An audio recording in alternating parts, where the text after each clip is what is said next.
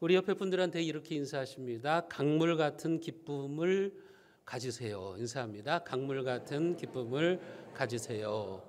우리가 명절을 맞이했는데 여러분들의 가정에 그렇게 조금 전에 우리가 불렀던 찬송가 가사처럼 성령 하나님께서 주시는 강물 같은 평강, 기쁨이 함께 하시기를 주님의 이름으로 축복합니다.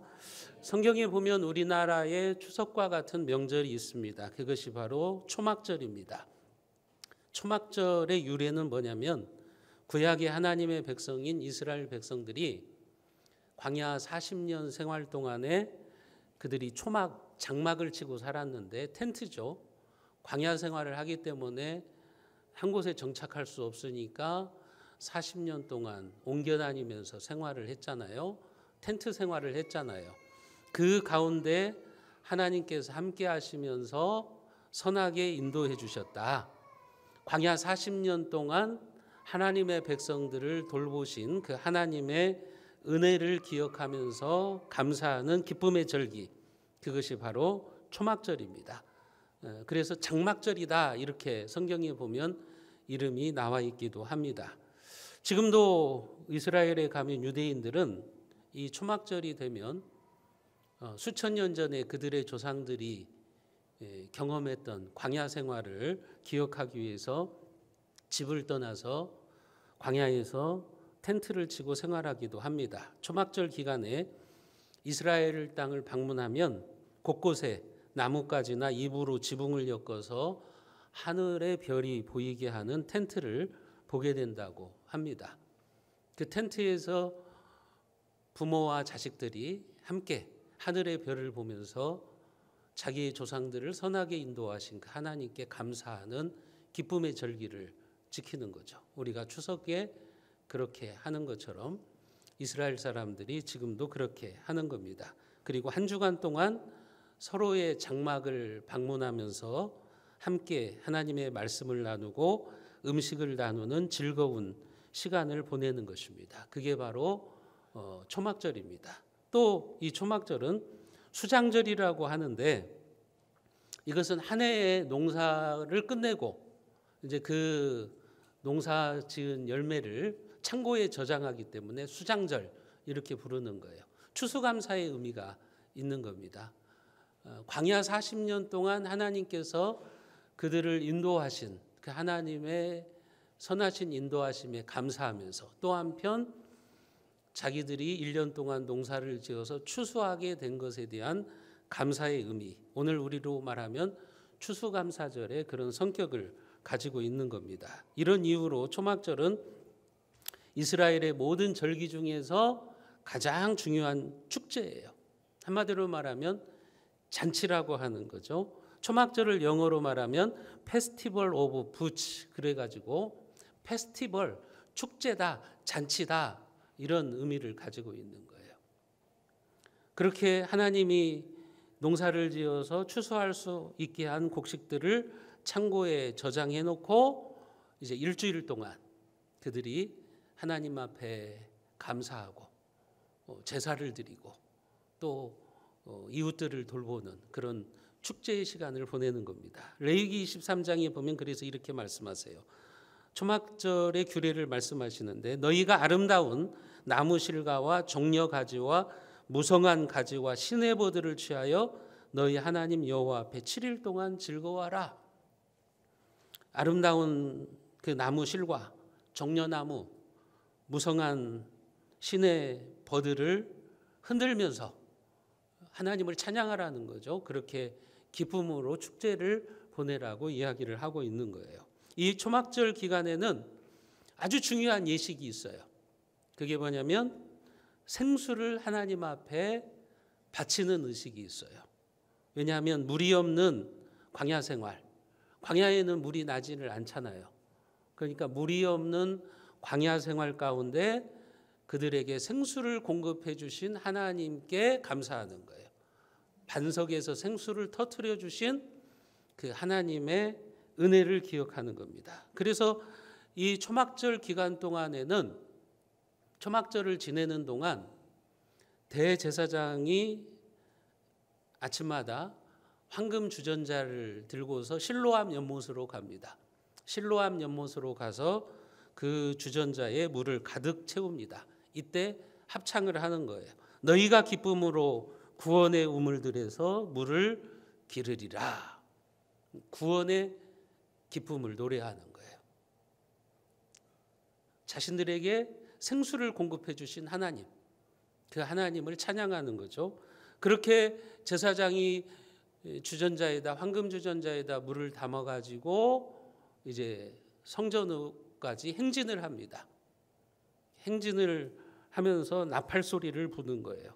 그리고 하나님의 성전에 도착하면 그 제단 옆에 있는 대야에다가 실로암 연못에서 이제 받아온 생수를 붓는 의식을 행하는 거예요.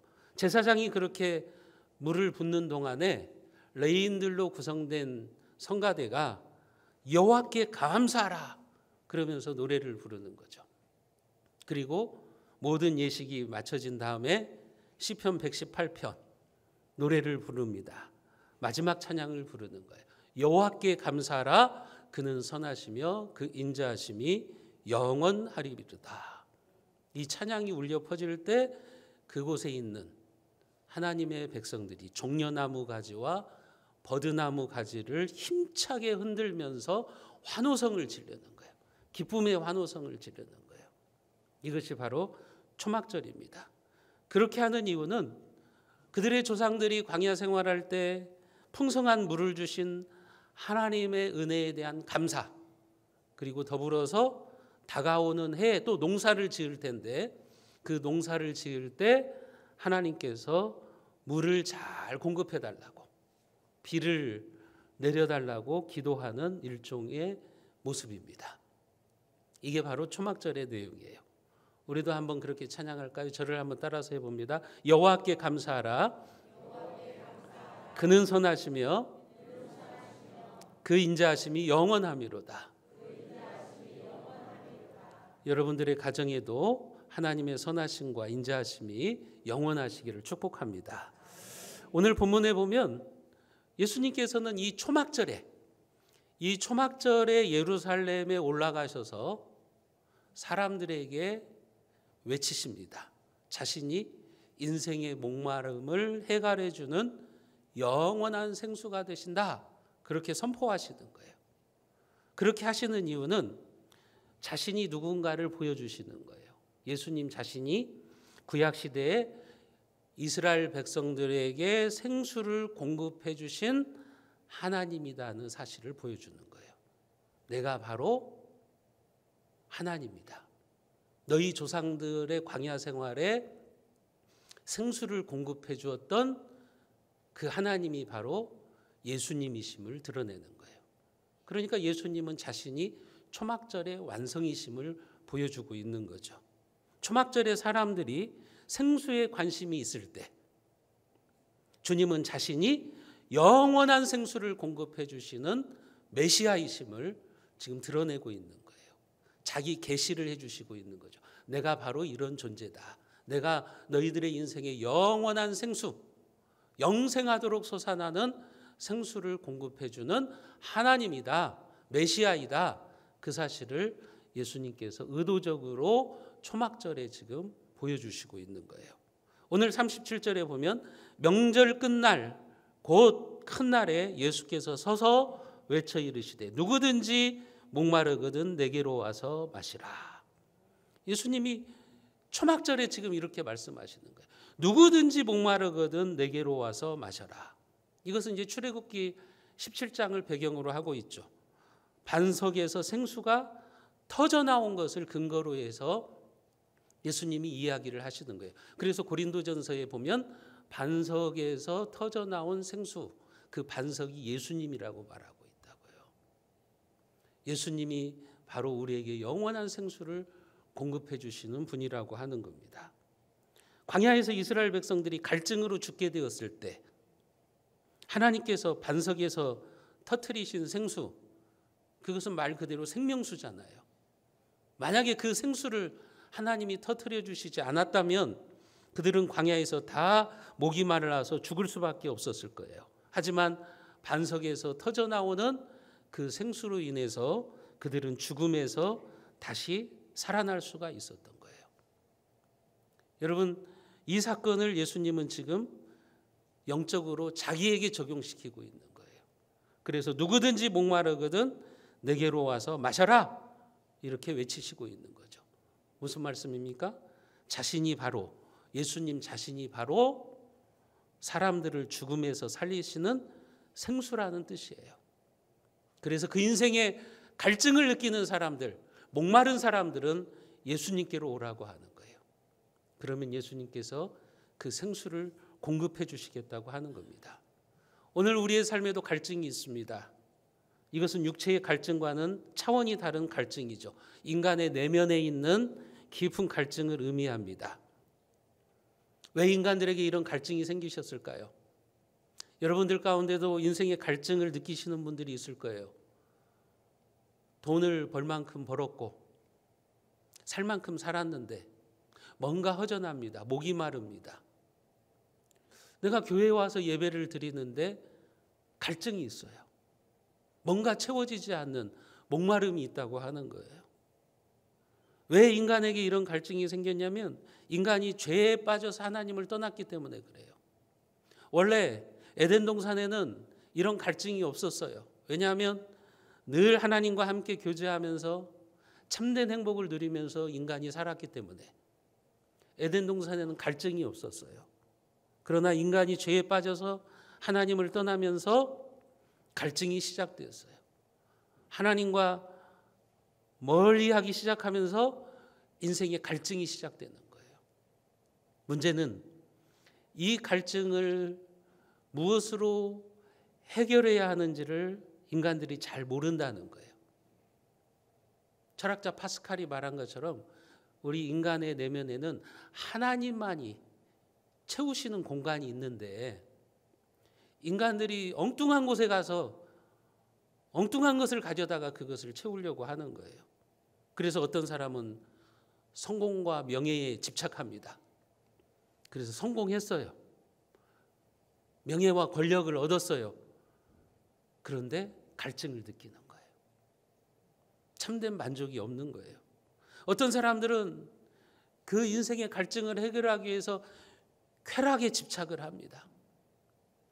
섹스에 집착을 하기도 하고 마약에 집착을 하기도 합니다. 어떤 사람은 그래서 마약에 중독돼 버려요. 우리는 종종 뉴스에서 연예인들의 마약 중독을 봅니다. 여러분, 연예인들이 명예를 얻고 돈을 얻었지만 그들에게는 갈증이 있어요. 여러분, 가수들이 무대 위에서 막 뛰놀면서 팬들의 환호를 받고 그렇게 자기가 무엇인가를 다 얻은 양 노래를 부르고 무대 아래로 내려오면요, 그렇게 허무할 수가 없대요. 갑자기 밀려드는 그 공허함을 견디기가 힘들대요. 그래서 어떻게 하느냐? 마약에 손을 대는 거예요. 그 공허함을 채우기 위해서, 그 목마름을 해결하기 위해서 마약에 손을 대는 거예요. 그런데 그것이 그들의 인생의 목마름을 해결해 줍니까? 그렇지 않죠.